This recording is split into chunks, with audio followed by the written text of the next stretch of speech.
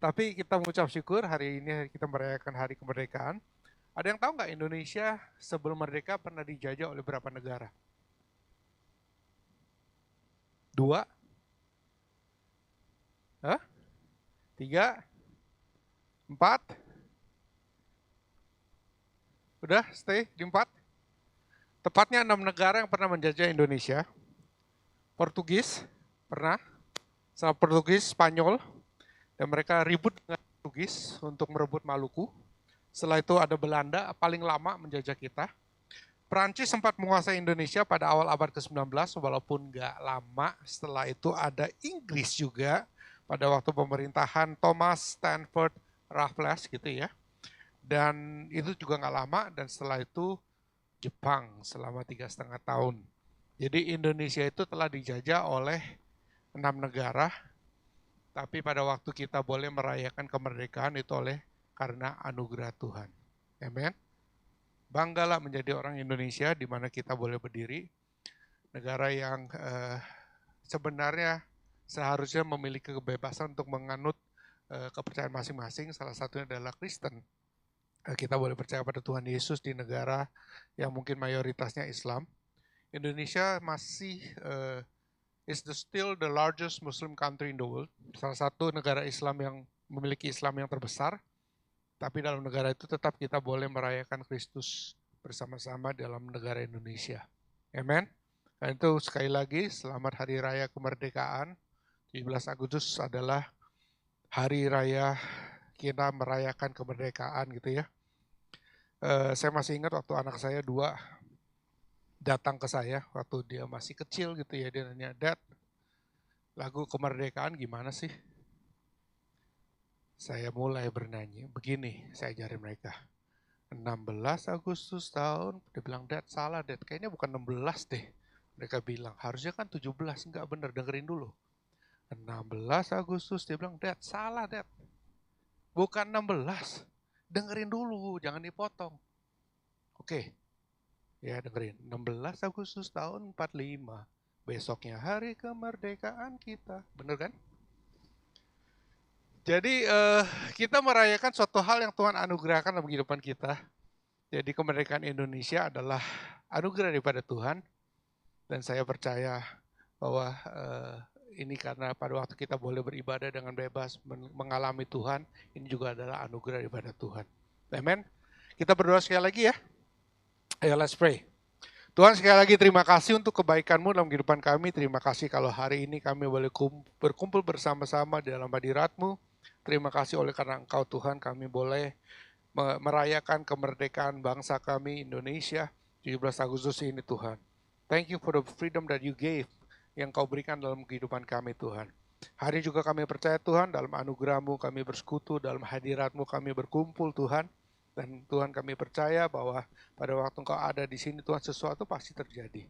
Hamba-Mu merendahkan hati untuk mengerti bahwa bukan karena kepandaian seseorang berkata-kata yang bisa menjamah menguatkan umat-Mu, tapi selalu oleh karena firman dan kehendak-Mu.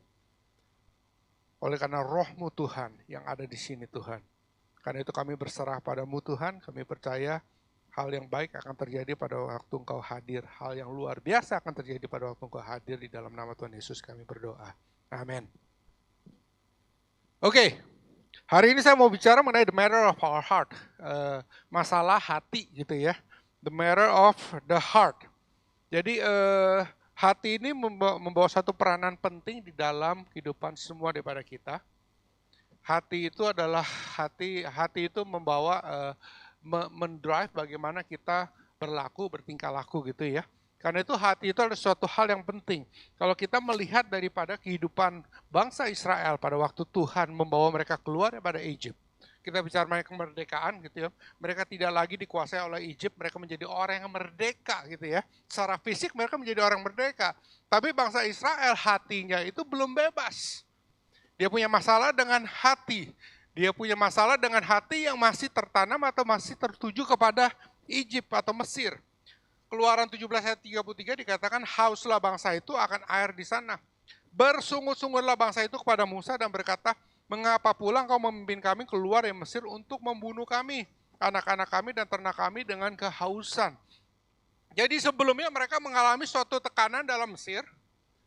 Mereka itu diopres dan hidup sebagai budak. Dan Tuhan mengirim Musa untuk membantu atau mengeluarkan bangsa Israel daripada Mesir. Tapi pada waktu mereka mengalami kesusahan, mereka nggak ketemu dengan air yang enak, air yang bersih.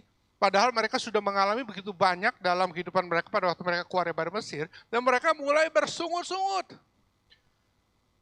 Pada waktu mereka haus, mereka bersungut-sungut kepada Musa dan berkata, mengapa engkau memimpin kami untuk keluar dari Mesir untuk membunuh kami? Keluar daripada tindasan dan mengalami suatu hal yang nggak enak, mereka bersungut-sungut. Can you imagine if you're Musa gitu ya? Musa menurut saya seorang yang sangat sabar.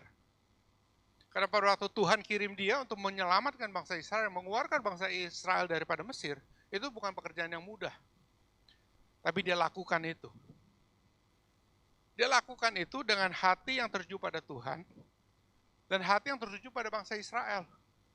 Hati yang punya belas kasihan. Musa itu punya belas kasihan untuk bangsa Israel karena waktu Musa menjadi anak daripada Firaun, dia melihat bangsa Israel itu ditindas. Dan dia merasa seharusnya nggak begini bangsa Israel. Oke?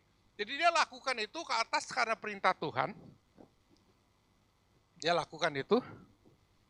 Tapi yang ada adalah dikomplain oleh bangsa Israel.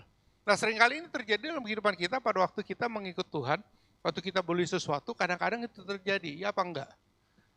Ya apa enggak? Iya kan? Kadang-kadang udah bagus gue bantuin, kenapa jadi komplain? Kurang lebih seperti gitu ya. Jadi, saya pernah satu saat waktu saya masih kuliah di Amerika, ada satu teman lagi butuh bantuan. Jadi saya bantuin dia, karena dia butuh keuangan. Saya juga nggak banyak-banyak amat, uang saya pas-pasan. Waktu saya kuliah di Amerika, saya harus kerja untuk bayar uang kuliah saya. Jadi saya sambil kerja, nah kebetulan ada satu teman yang, is that you soon what? Ada satu teman yang membutuhkan bantuan. Jadi dia butuh uang. Jadi saya pikir waktu itu saya hitung-hitung, ya udahlah saya bisa kasih karena dia kekurangan uang untuk bayar uang sekolahnya. Oke? Jadi sesuai dengan kemampuan saya. Saya katakan pada teman saya tahu kamu butuhnya segitu, tapi saya nggak punya segitu banyak. Saya hanya punya segini. Ini saya bantu kamu untuk kamu bisa bayar uang sekolah kamu. So, jadi saya berikan dia sedikit uang. Ya cukuplah seberapa jumlah daripada uang tabungan saya yang juga nggak banyak untuk membantu uang sekolah dia. Ya kan? Selesai itu apa yang terjadi? Ya udah. Nah yang terjadi adalah apa? Dia ngomong di belakang. Kenapa yang dia ngomong? Herman itu pelit, bantu tanggung-tanggung katanya. Pernah ngalami hal itu? Udah niatnya ngebantuin terus kayak ditusuk dari belakang. Dia bilang Herman tuh pelit, kalau bantu tanggung-tanggung. Saya butuhnya segini, masa cuma dikasih segini? Dalam hati saya waktu itu masih muda ya. Aduh, sekarang juga mungkin sebel kalau denger. Ini orang udah dibantuin ya, sesuai dengan kapasitas saya. Bukannya berterima kasih, bukan ucap syukur, tapi malah menusuk dari belakang. Malah menggerutu, malah komplain. Ini yang terjadi dengan bangsa Israel. Mereka dilepaskan daripada petindasan Mesir, tapi mereka bukannya mengucap syukur, mereka mulai komplain. Masalahnya bukanlah untuk Tuhan mengeluarkan Israel daripada Mesir. Itu suatu pekerjaan yang mudah. Oke? Tapi untuk mengeluarkan Mesir daripada Israel, itu yang butuh waktu lama. Mengeluarkan Mesir dari hati Israel, itu yang lama. Untuk mengeluarkan Mesir daripada Israel daripada Mesir, itu mudah. Dengan mujizat, dengan pimpinan daripada Musa, mereka keluar cepat sekali. Tapi untuk mengeluarkan Mesir di dalam Israel itu yang lama, makanya mereka muter-muter padang gurun 40 tahun. Kenapa? Untuk membuang Mesir di dalam hati bangsa Israel. Karena itu hati itu penting. Bangsa Israel secara fisik mereka sudah merdeka, mereka keluar daripada tindasan daripada Mesir. Tapi dari hati mereka belum mengalami yang namanya kemerdekaan. Keluaran 15, 23 sampai 25, sampailah mereka kemarah, tapi mereka tidak dapat meminum air yang dimarah itu, karena pahit rasanya. Itulah sebabnya dinamai orang tempat itu marah. Lalu bersungut-sungutlah bangsa itu kepada Musa, kata mereka, apakah yang akan kami minum? Musa berseru-seru pada Tuhan dan Tuhan menunjukkan kepadanya sepotong kayu. Musa melemparkan kayu ke dalam air, lalu air itu menjadi manis. Di sanalah diberikan Tuhan ketetapan dan peraturan pada mereka, dan di sanalah Tuhan mencoba mereka. Gak mau sabar menunggu. Belum apa-apa, sudah komplain duluan. Tidak sabar menunggu. Padahal kalau mereka sabar, Tuhan akan memberikan pertolongan. Marah itu berarti air yang pahit, memang betul. Tapi Anda tahu kalau Anda melihat map daripada Israel, saya nggak pasang di sini. Kalau mereka berjalan kurang lebih sekitar 8 kilo daripada sana, itu ada satu oasis. Ada satu lembah yang sangat subur penuh dengan airnya. Kalau mereka sabar aja, kadang-kadang Anda bisa melihat apa yang Tuhan mau berikan dalam kehidupan kita. Seringkali kita nggak sabar nunggu janji Tuhan. Akhirnya serobot sana, serobot sini. Ya apa enggak? Ayo senyum lagi dong. Serem loh aku dilihatin begitu. Emang masih pagi gitu ya, ibadah pagi emang susah gitu. Baru bangun tidur, mulai ya oke, gitu ya. Habis ini kita boleh minum kopi sama-sama ya. Dan semuanya dibayarin oleh pasangan masing-masing. Jadi mereka ini kesal, mereka ini marah karena mereka nggak sabar menunggu apa yang Tuhan mau berikan dalam kehidupan mereka. Tetapi Tuhan adalah Tuhan yang baik. Bahkan waktu marah-marah pun Tuhan berikan, Tuhan katakan Musa lempar tongkatmu. Sehingga air itu menjadi tawar. Tuhan kita adalah Tuhan yang luar biasa, Tuhan yang baik. Amen. Kadang-kadang kondisi kita tidak menentukan kebaikan Dia. Anda masih ingat cerita firman Tuhan? 10 orang kusta datang kepada Yesus dan minta disembuhkan. Berapa yang disembuhkan? 10. 10 disembuhkan. Berapa yang balik kepada Tuhan untuk mengucapkan terima kasih? 1. Kalau Anda dan saya kurang lebih berapa yang disembuhkan? 1 apa 10? Jujur. 1 apa 10? Dia yang bilang thank you cuma 1, 9-nya wah udah main judi lagi, mungkin mau pesta lagi, clubbing lagi, minum lagi, nggak tahu ngapain. Tapi cuma 1 yang balik dan bilang Tuhan terima kasih, aku disembuhkan. Kalau teman-teman dan saya menjadi Tuhan kurang lebih berapa yang disembuhkan? 10 apa 1? Jujur ayo. 1. 1 atau 10? Siapa yang 10? Wah kamu 10. Siapa yang 1? Yang nggak angkat tangan maunya apa sih? Pilihannya cuma 10 sama 1, nggak banyak-banyak loh. Siapa yang sembuhkannya cuma 1? Siapa yang sembuhkan 10? Wah ada. Masih ada yang sembuhkan 10. Puji Tuhan, Anda sudah semakin mendekati Yesus. Kalau saya juga 1. Makanya saya nggak jadi Tuhan. Saya juga sembuhkan 1, yang 9 kurang ajar. Tapi Tuhan adalah Tuhan yang begitu baik. Bangsa Israel bersungut-sungut bikin orang kesal. Sudah dibantu, bukannya mengucap syukur, tapi malah bersungut-sungut. Mereka itu sudah di dalam kurungan bertahun-tahun. Alkitab katakan di Keluaran 12:41, sesudah lewat 430 tahun, tepat pada hari itu juga keluarlah segala pasukan Tuhan dari tanah Mesir. Jadi bangsa Israel itu dikukung atau dijajah atau menjadi budak bangsa Mesir selama 430 tahun. Jadi budak 430 tahun itu nggak enak loh, lama loh. Lama. Kita jadi budak 2 hari aja udah bete. Ya apa enggak? Anda bisa bayangkan, kita nurutin seseorang, kita nggak punya hak ngikutin satu orang selama 2 hari, apapun yang dia suruh, kita harus lakukan. Bete apa enggak? Halo? Bete enggak? Sebel kan? 2 hari pokoknya saya nggak punya hak aja. Apapun yang dikatakan dia, harus kita ikutin. Wah itu nggak enak banget. Nggak enak banget gitu ya. Jadi mereka menjadi budak selama 430 tahun dan Tuhan melepaskan mereka.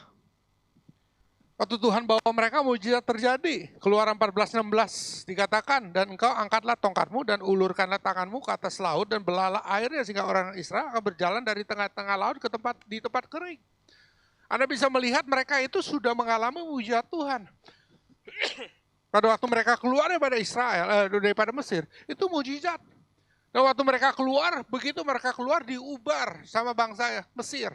Mesirnya nggak terima. Dan mereka ketemu dengan laut. Pusing mereka, bingung. What happened? Tapi Tuhan bilang, Musa, ulurkan tanganmu. Buka, laut itu terbelah. Dan mereka bisa berjalan di tengah-tengah laut. Siapa yang di sini yang pernah lihat SeaWorld? Pernah ya, Daniel, SeaWorld? Yang lain-lain nggak ada. Ada SeaWorld. SeaWorld kan kita ngeliatin ikan kan? Iya kan? SeaWorld tuh ngeliatin ikan. Kalau lihat babi nggak di SeaWorld. Itu di main lemu, main apalah itu ya kalau di Bali gitu ya. Tapi SeaWorld itu ngeliatin ikan. Kita lihat kadang-kadang kita terkagum-kagum melihat ikannya besarnya seperti itu. Nah, Anda bisa bayangkan ya bangsa Israel waktu tengah-tengah berjalan di laut yang terbelah, bayangan saya kayak mereka jalan di tengah-tengah SeaWorld. Atau di sebelah kelihatan tuh, wah ada ikan hiu. Tapi dia nggak bisa masuk ke sini, terbelah gitu. Jadi dua laut terbelah, mereka berjalan di tanah yang kering, tengah-tengah laut. Wah ada ikan hiu, ada ikan pari. Oh ya ada ikan gurame. Oh enggak, salah tempat kalau ada ikan gurame di laut. Harusnya enggak di laut. Dan kita berjalan di tengah-tengah laut dan kita melihat ikan di kiri kanan. Anda bisa bayangkan apa yang terjadi, perasaannya seperti apa. Saya nggak tahu teman-teman ya, tapi kalau saya membayangkan kalau saya ada di tempat itu, perasaan saya nggak tahu apalah gitu, susah dibilang. Karena saya berjalan di tengah-tengah laut yang harusnya tidak terbelah. Dan saya jalan di tanah yang kering. Kiri kanan tembok laut semua. I don't know, but kalau saya akan merasa, wow, this is like wow. Right? It's wow. Kayak wow, Tuhan kita luar biasa bisa sampai kayak begini. Wow, yes. Ya apa enggak? Tapi mereka sudah melewati itu. Pada waktu mengalami masalah, mereka masih komplain. Waktu mereka lapar. Keluaran 16 ayat 4 dikatakan, lalu berfirmanlah Tuhan kepada Musa, sesungguhnya akan menurunkan dari langit hujan roti bagimu. Maka bangsa itu akan keluar dan memungut tiap-tiap hari sebanyak yang perlu untuk sehari, supaya mereka kucoba. Nah ini kata Tuhan, supaya kucoba. Maksudnya apa? Supaya manusia tidak menjadi rakus. Aku akan berikan roti untuk sehari. Mari kita berdoa, Bapa kami, berikanlah makanan kami secukupnya. Jadi dikasih yang cukup. Cukup simpan sehari, besok ada lagi. Nggak usah takut. Jadi jangan percaya kepada mananya, tapi percaya kepada siapa yang memberikan mana. Dan Tuhan menguji, maka mereka katakan, udah simpan sebuat sehari aja, cukup. Besok aku akan kirim lagi. Supaya mereka aku coba apakah mereka hidup menurut hukumku atau tidak. Nah seringkali apa yang terjadi dalam kehidupan kita itu Tuhan memberikan kita untuk supaya kita menuruti hukumnya Dia. Dan pada hari yang ke-6 apabila mereka memasak yang dibawa mereka pulang, maka yang dibawa itu akan terdapat 2 kali lipat banyaknya daripada apa yang dipungut mereka sehari-hari. Hari ke-6. Kenapa begitu? Karena hari ke-7 adalah hari Sabat. Makanya hari ke-6 dikasih 2 kali lipat. Sehingga hari ke-7 mereka nggak usah mungut, mereka udah cukup mendapatkan makanan. Tuhan katakan di sini. Jadi berkata Musa dan Harun pada seluruh orang Israel, petang ini kamu akan mengetahui bahwa Tuhanlah yang telah membawa kamu keluar daripada tanah Mesir. Jadi ingat firman Tuhan katakan Tuhanlah yang membawa kamu keluar dari tanah Mesir. Nah seringkali kita mengatakan begini kan, Tuhan yang berikan aku usaha ini. Tuhan yang membawa saya, Tuhan yang membawa sana. Tapi kadang-kadang hati kita tidak melihat pada Tuhan, tapi melihat kepada apa yang diberikan. That is the problem. Musa katakan, look, ini yang terjadi. Ambil roti secukupnya, untuk hari itu aja, aku mau nguji, kamu dengerin aku enggak? Enggak usah takut Tuhan bilang, enggak usah takut, aku akan memberikan, aku akan memenuhi kebutuhan kita. Nah seringkali dalam kehidupan kita ini kita takut. Ya apa enggak? Coba yang di sini pernah mengalami ketakutan kalau kekurangan? selain saya. Kita mengalami ketakutan. Saya juga harus ngaku, seringkali saya mengalami ketakutan. Karena itulah, disinilah kita belajar untuk mulai bersandar pada firman Tuhan. Alkitab katakan di Matius, ini nggak ada di sini, tapi saya bacakan. Di Matius 24 dikatakan, tak seorang pun dapat mengabdi kepada dua tuan, karena jika demikian ia akan membenci yang seorang dan mengasihi yang lain, atau ia akan setia pada yang seorang dan tidak mengindahkan yang lain. Kamu tidak dapat mengabdi kepada Allah dan kepada Mamon. Mamon itu adalah apa? Mamon itu ada greediness, keserakahan, dan juga perasaan merasa takut tidak cukup. Itu mamon.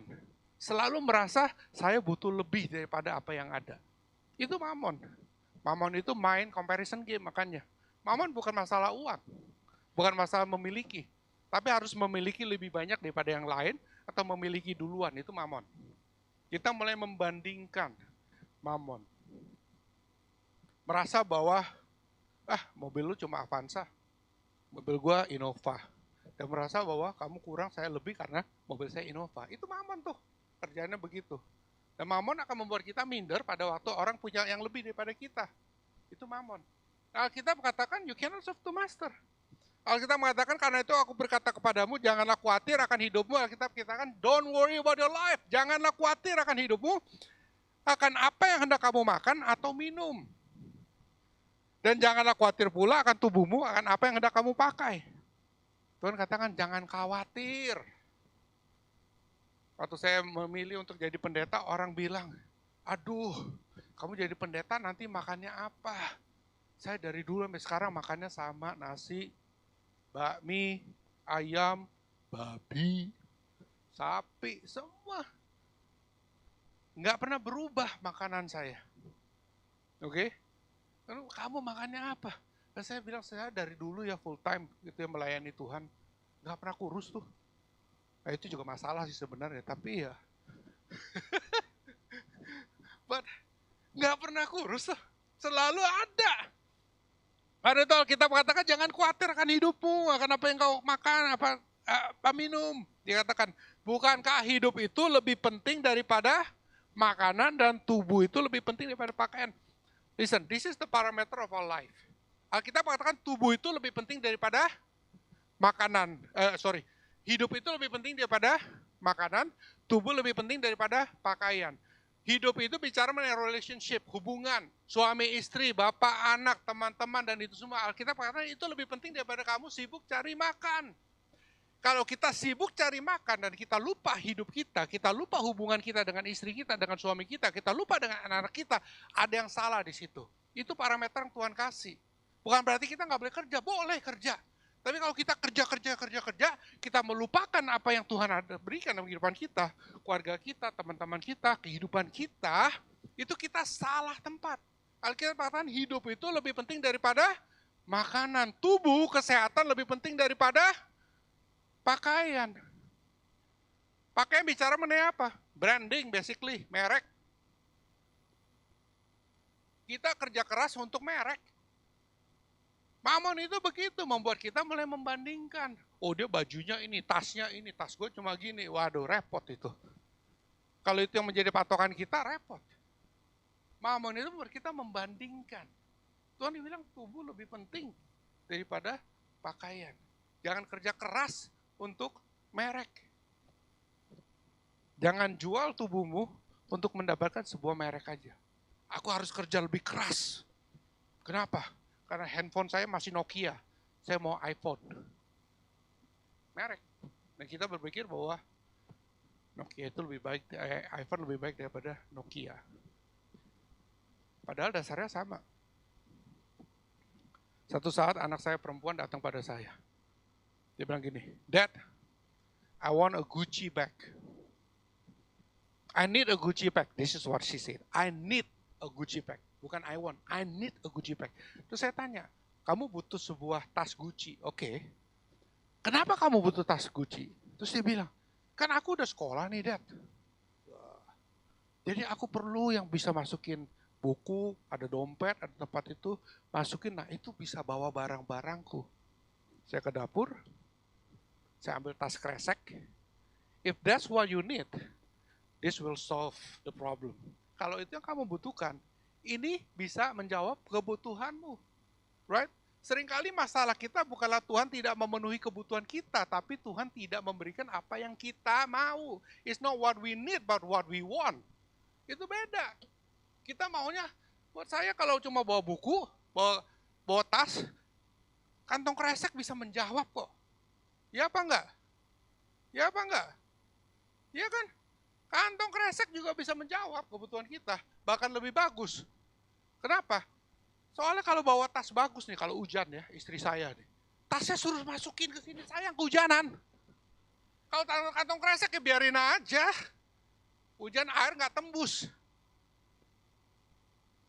Siapa di sini istri-istri yang melakukan itu kepada suaminya? Jujur.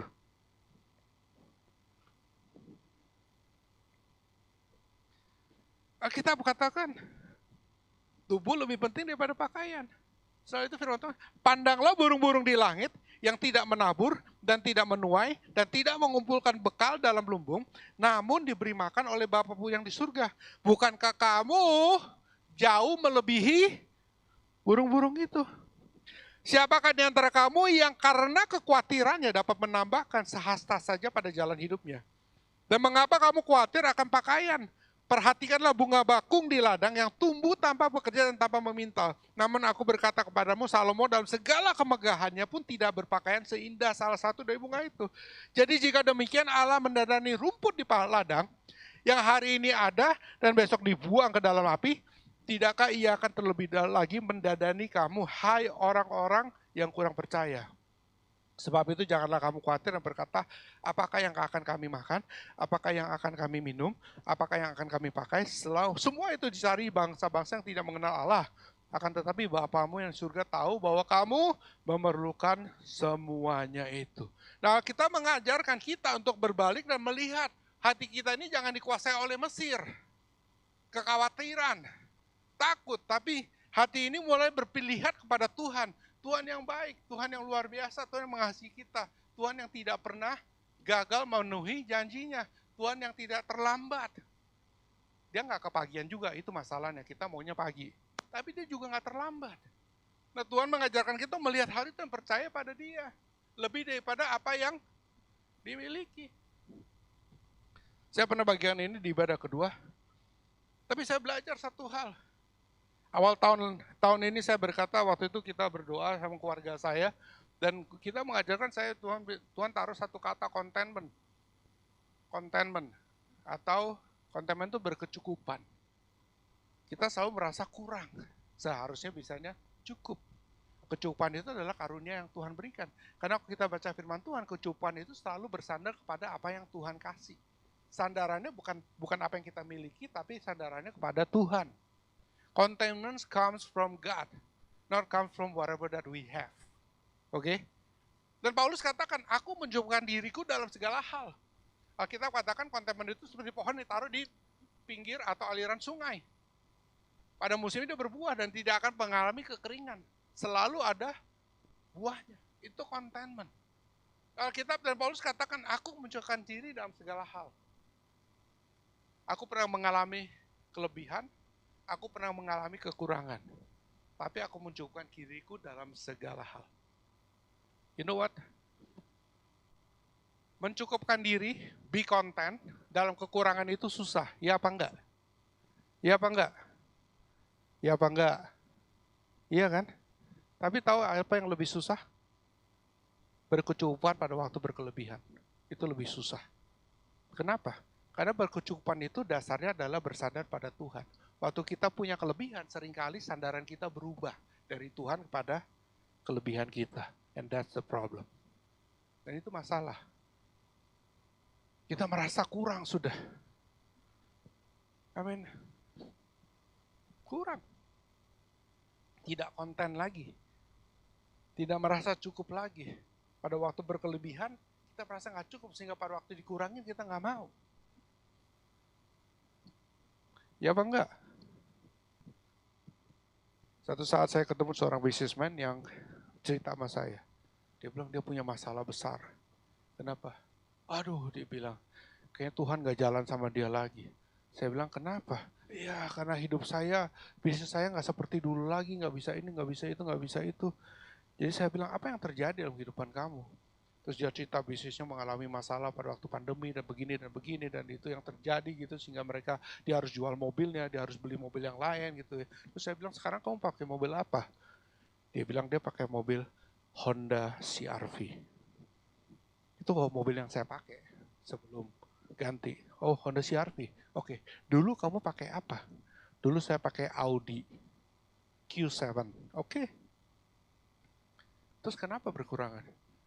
Jadi begini, dari seorang pekerja pulang naik motor, oke, naik motor, setelah itu bisa beli mobil, naik mobil, setelah itu ganti mobilnya, terus naik lagi diganti mobilnya lagi, naik lagi ganti mobilnya lagi, naik lagi ganti mobilnya lagi. Nah, kontenmennya sudah tidak lagi bergantung kepada Tuhan, tapi bergantung kepada apa yang dimiliki. Enakan naik Audi, sehingga pada waktu kembali kepada CR-V, dia merasa, aduh hidup gua berantakan. My goodness, lu masih naik CR-V loh. Sebenarnya yang Anda bisa menikmati, saya nggak katakan Audi nggak boleh, tapi apapun yang Tuhan berikan kita bisa nikmati. Mau CR-V, mau Audi, mau Avanza, mau mobil apapun juga, tujuannya sama. Kita kalau bawa mobil cuma satu, nggak bisa bawa 3 mobil sekaligus. Tujuannya sama, kalau di Jakarta saya malah lebih suka Avanza. Mobil perang, suka diserempet motor soalnya. Kalau Audi itu lebih sakit hati, ya apa enggak? Ya kan? Avanza, ya udahlah Avanza doang. Jakarta, aduh, mobil diserempet sana sini. But this is what happened. Kita nggak bisa mencukupkan diri dalam kehidupan kita. Hati kita ini dipenuhi banyak hal yang lain, daripada Tuhan. Sehingga Tuhan nggak menjadi nomor satu lagi, tapi menjadi banyak hal. Israel punya masalah. Kenapa?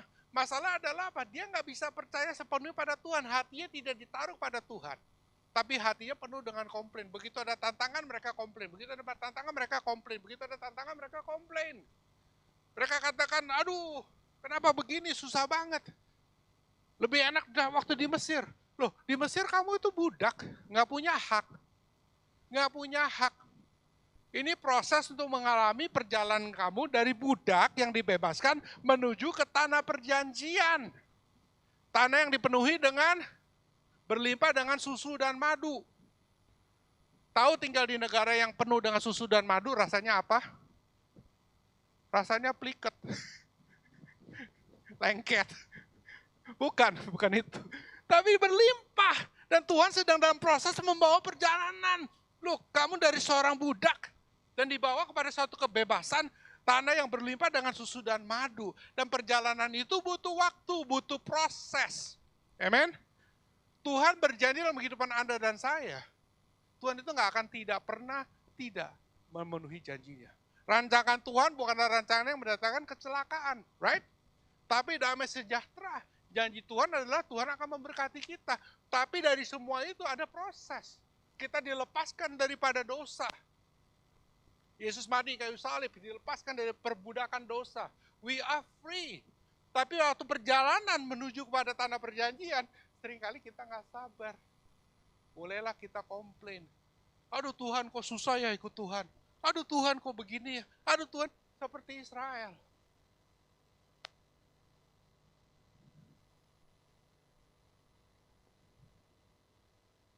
Keluaran 16 ayat 7, dan besok pagi kamu melihat kemuliaan Tuhan karena ia telah mendengar sungut-sungutmu kepadanya. Itu aja Tuhan masih dengar. Sebab apalah kami ini, maka kamu bersungut-sungut pada kami. Lalu kata Musa, jika memang Tuhan yang memberi kamu makan daging pada waktu petang dan makan roti sampai kenyang pada waktu pagi, karena Tuhan telah mendengar sungut-sungutmu yang kamu sungut-sungutkan kepadanya. Apalah kami ini bukan kepada kami sungut-sungutmu, tapi kepada Tuhan. Jadi mereka ngomel lagi, dikasih roti mereka ngomel. Ya udah, roti nggak cukup, aku kasih daging. Dinamai tempat itu Masa dan Meribah karena orang Israel telah bertengkar dan karena mereka telah mencobai Tuhan dengan mengatakan, adakah Tuhan di tengah-tengah kita atau tidak?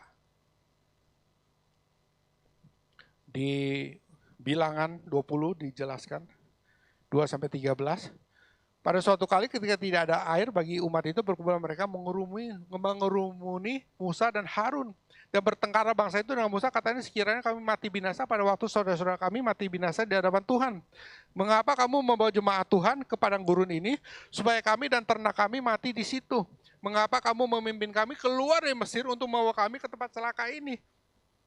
Yang bukan tempat menabur, tanpa pohon ara, anggur, dan delima, bahkan air minum pun tidak ada.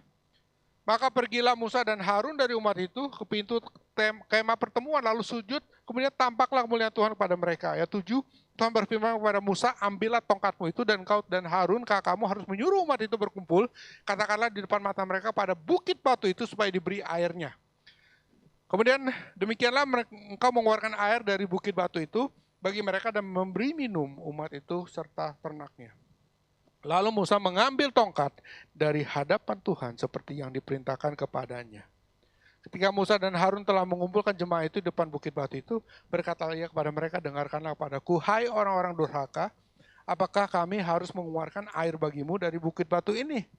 Sudah itu Musa mengambil tongkatnya, mengangkat tangannya, lalu memukul bukit batu itu dengan tongkatnya 2 kali, maka keluarlah banyak air sehingga umat itu dan ternak mereka dapat minum. Tapi Tuhan berfirman kepada Musa dan Harun, karena kamu tidak percaya padaku dan tidak menghormati kekudusanku di depan mata orang Israel, itulah sebabnya kamu tidak akan membawa jemaah ini masuk ke negeri yang aku berikan kepada mereka. Itulah mata air Meribah, tempat orang Israel bertengkar dengan Tuhan, dan dia menunjukkan kekudusannya di antara mereka.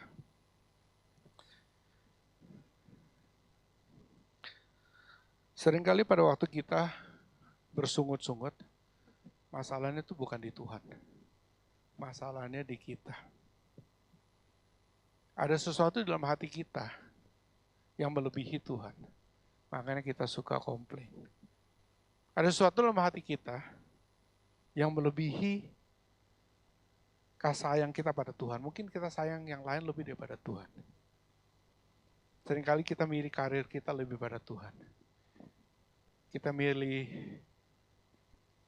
uang lebih daripada Tuhan. Kita milih pekerjaan kita lebih daripada Tuhan. Kita milih bisnis kita lebih daripada Tuhan. Kita memiliki, kadang-kadang malah memilih pelayanan lebih daripada Tuhan. Tapi Tuhan mau melihat dan Tuhan bekerja untuk memperbaharui hati kita. Sehingga hati kita ini boleh bisa melihat Tuhan dan paling kepada Dia.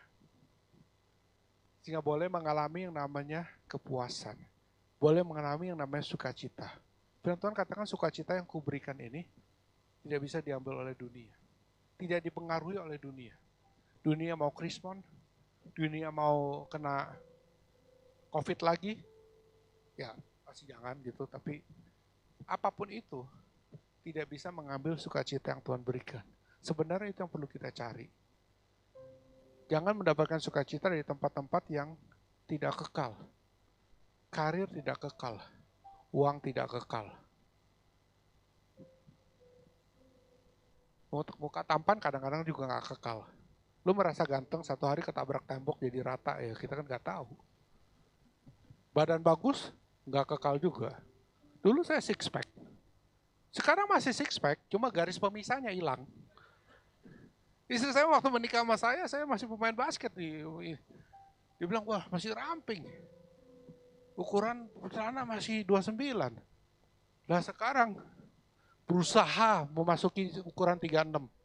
Itu pun masih dengan usaha gitu istilahnya. But look, itu nggak ada yang kekal. Tidak ada yang kekal. Tapi Tuhan itu kekal. Kasihnya kekal. Anugerahnya kekal. Kebaikannya kekal. Janjinya iya dan amin. Kalau Tuhan bilang aku nggak akan meninggalkanmu, kita nggak akan ditinggalkan. Tuhan nggak pernah berjanji loh, kalau jadi orang Kristen nggak punya masalah. Itu nggak pernah janjinya Tuhan. Tapi yang Tuhan janjikan di dalam masalahmu, aku akan berjalan bersama dengan engkau. I will be with you. Sehingga engkau bisa mengatakan, in Christ, dalam Kristus, aku lebih daripada pemenang. Kalau nggak ada yang bisa dimenangkan, kenapa kita sebut itu lebih dari pemenang? Karena ada masalah-masalah yang kita hadapi dan kita menangkan satu persatu. Karena Tuhan. Baik itu masalah dalam rumah tangga, masalah keuangan, masalah karir, apapun itu juga. Kita bisa menangkan bersama dengan Tuhan. satu persatu. When you see God, waktu kita melihat Tuhan lebih daripada dunia ini, kita akan selalu melihat harapan. Dia adalah satu-satunya orang yang saya tahu setelah kita berpikir, man, I mess up so badly, saya merusak semuanya, saya hancur, saya nggak tahu apa yang terjadi, saya malu, apapun itu juga. Tapi waktu engkau melihat Tuhan, Tuhan masih bisa bilang, no, you're okay. Selalu ada harapan di dalam Tuhan. Selalu ada jalan dalam Tuhan. Selalu ada jamahan dalam Tuhan. Kita bangkit berdiri bersama-sama.